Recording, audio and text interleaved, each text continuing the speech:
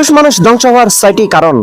এই 6টি কারণ যদি আপনার ভিতরে থাকে তাহলে মনে করবেন আপনার সুন্দর গুছালো সংসারটা একেবারে নিমিষে শেষ হয়ে যাবে। এই 6টি বিষয় যদি আপনার ভিতরে থাকে তাহলে এখন থেকে আপনি সাবধান হয়ে যান।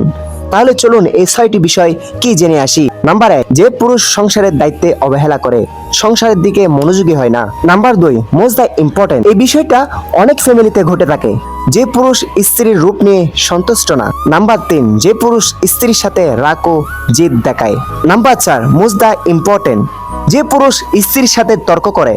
যদি আপনি তর্ক করেন তাহলে আপনি হেরে গেছেন, কারণ বুদ্ধিমান মানুষরা কখনো তর্ক করে না এবং ঠান্ডা মেজাজে গোছালোভাবে কাজ করে। বুদ্ধিমান মানুষরা কখনো তর্ক করে না, তাই তর্ক করতে যাবেন না।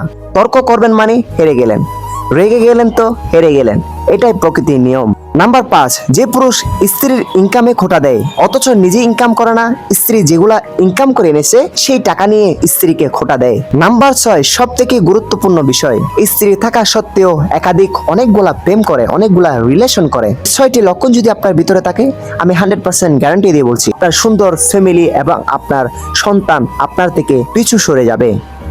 তাই এই 6টি লক্ষণ যদি আপনার ভিতরে থাকে তাহলে প্লিজ আপনি দূরে সরে যান। যদি এই 6টি লক্ষণ থেকে যদি আপনি বের হয়ে না আসতে পারেন তাহলে মনে করবেন আপনি একদিন নিজের কপালে নিজে ঝাঁটার বাড়ি খাবেন।